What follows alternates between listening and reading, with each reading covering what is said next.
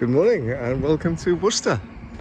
It's a beautiful morning and a friend of mine is just about to pick me up. He says hopefully here at 6 in the morning, an hour after sunrise, to go and walk up Great Malvern and I don't know, maybe one of the other Malvern hills as well. We haven't got long travelling north today, but took the opportunity and staying in the travel lodge here, which is that building, right in the heart of Worcester. And here we are. Worcester, of course, famous for a number of things. Very historic town, one of the 5 most important towns of England at one point, along with like Winchester and Colchester, I guess, and maybe York is, I don't know. Anyway, and there's a statue of Edward Elgar, the famous composer, whose home was here. So, just going to take a few pictures of the cathedral.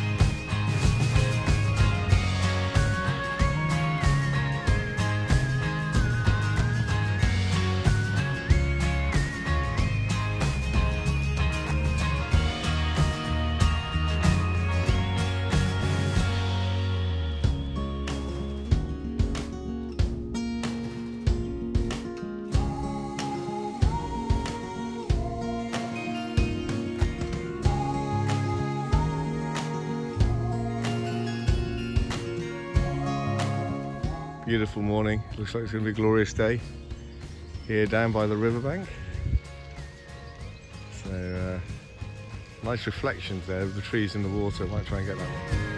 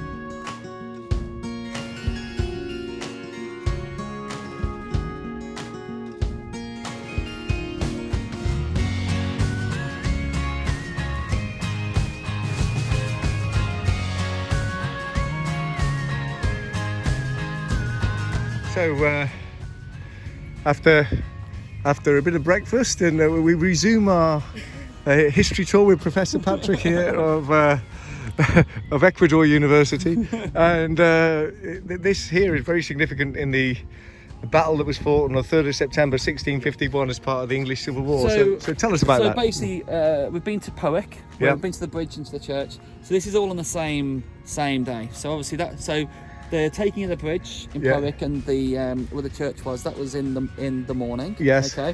And then so basically Cromwell had all of the high ground in Worcester, the 7 hills in Worcester. This is Fort Royal Hill, and it's the first big hill before you approach the city. Yes. Charles II was up in the cathedral, and he was watching all of his armies be completely annihilated by Cromwell's forces. Right. There was a Scottish nice way to spend the morning. general called I think it was the Duke of Hamilton. Yeah. And he lost his life. He got sepsis. It was like lead.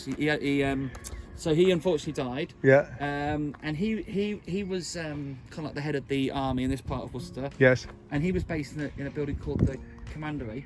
So on the other side of the cathedral is Pitchcroft, which is today the racecourse track, and that was where the cavalry were positioned. And unfortunately, they didn't get a message over from the cavalry to come over to this part of Worcester to help defend the city. Yes. Now, we've talked a bit about the River Team and the River Severn. Yes. So basically, by taking Poet Bridge, Cromwell had the River Team. Yeah. And it just meant that Cromwell had more soldiers who were coming into Worcester, and obviously you got the River Severn. So what he did was he built a bridge of boats to get his soldiers across. Now, it's quite interesting because like muskets, if you get them wet, they can't function properly. Yeah, so yeah, it's yeah. important to keep everything dry. So basically, Charles II is surrounded here.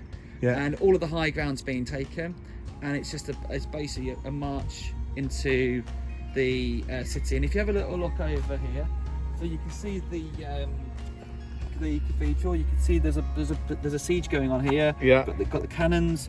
Now these are the old walls of the city, and there was also a castle in Worcester, which isn't here anymore. And anything else that's significant about this picture? So just basically a siege. You can see soldiers being killed, head chopped off and there. I think there is actually there's a Cromwell Society, isn't there, in England, and they kind of, they obviously highlight the achievements of Cromwell. And one of the things just to point out is the people in England with the army of Charles II coming down, they thought that they were being invaded by Scottish soldiers. Right. And so they saw Cromwell as being a liberator. Yes. In a way. Okay. So, yeah. And there's a tree down here, which we're going to look at.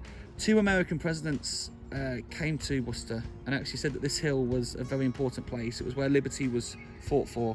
It's the most important hill in England.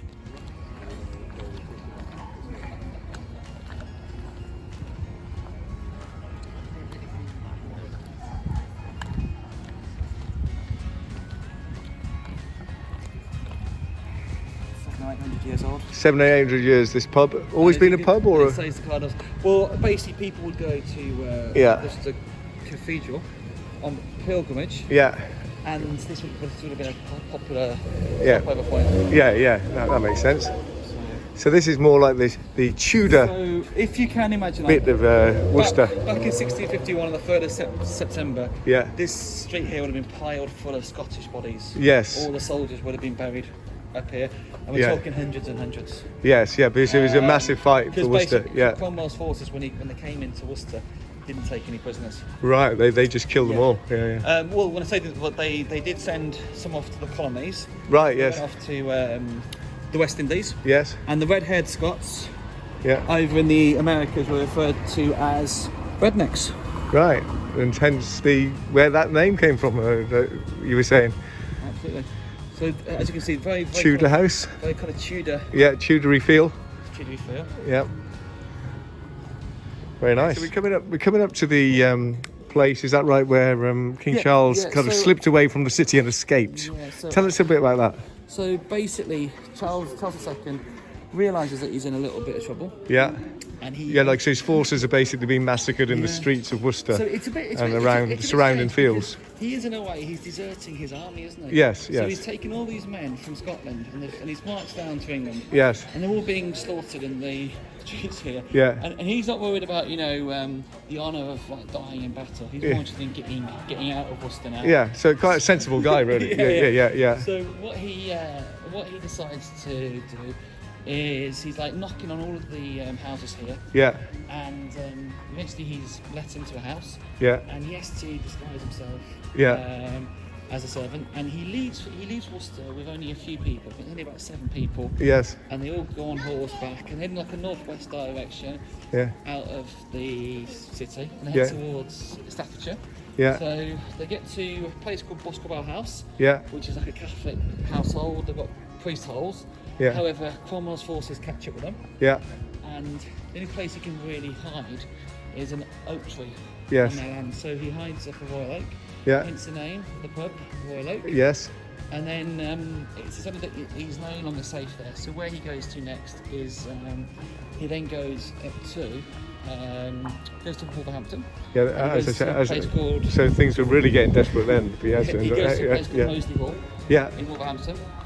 And in Moseley Hall he hides in the priest hole, which you can still go to. I think it's a National Trust property now. And then after that, he then heads to Walsall. And I think the property is called the Hamptons. It doesn't actually exist anymore. No. But at the Hamptons, he has to. There's a lady in the house whose sister is pregnant in Bristol. Right. So he's able to pretend that he is her servant, and he travels down to Bristol with her. And I think along the way they have to actually cancel their plan because I think it's too risky. Right. So it's very much like he's risking life and limb to basically get out of England. Eventually he does make it. And where does he go to? I believe he ends up going to France. Yeah. And To holiday cottage. indeed, and then when the monarchy is restored, he then tells the story to Samuel Pepys. So Right. It's been, and this is probably, people say it's the most famous escape story ever. Yes. So this is the house. Yes. So He from escaped from his enemies, right. which is now a pub, and it's said to be haunted. Yes. 1577. Yep. There we go. There you are. And there's Charles II there. And so if you just look over here, that would have been the old gate of the city. So where the cars are there, that would have been the walls. Yes. And he left that at that gate, which was then called St Martin's Gate. Yes. And so this part of Worcester is known as the Corn Market. Yes. And there's a little monument here. Oh yes. Yeah, of course. And there he is. And it will slip Stands through to like himself. yeah. There you are, King Oh, yeah. Charles II disguised. Let's take a picture of that. So, after a fantastic historical tour of Worcester, our fantastic guide here, Patrick, we're going to say goodbye and head up north. So, thank you, Patrick. You're welcome. See you again soon, and hopefully you found it informative, and look forward to welcoming you back in Worcester again soon. Fantastic. So, thank you for joining us, and we'll see you on the next one.